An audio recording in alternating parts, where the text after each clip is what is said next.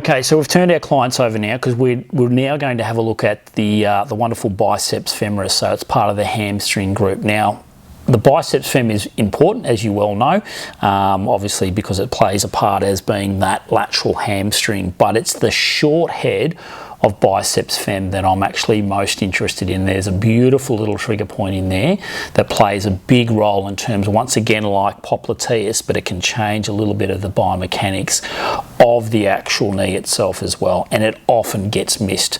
So the short head of the biceps fem. So let's just quickly have a look at the anatomy, and I'll just get Isaac to contract against me here, and you can see he's got wonderful anatomy here. This is fantastic. So we can see the biceps fem coming down here.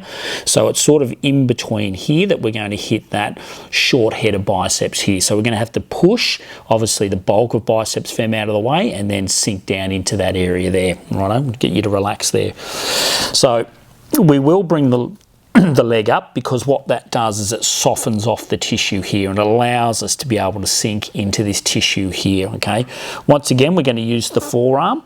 So I'm going to come into the edge of that biceps fem, obviously just bringing the leg up to soften off that tissue, coming down, and then I sink in basically with almost the point of my elbow, but not too much so I blunted it off, because I have to push the biceps fem a little bit out of the way and hook straight onto the short head of the biceps, which lies straight onto the femur itself. Now, this is a digital ischemic pressure, so we're looking at just hitting the trigger point in this area here. So we sink in and just basically hold it, and obviously we're looking for that whole dissipation, we're looking for the melt, and we're waiting for it to just basically just really relax, because in terms of trying to massage this area, it makes it very difficult to get in between the bulk of the biceps fem itself. Okay, so that's why we use this sort of digital ischemic trigger point type technique.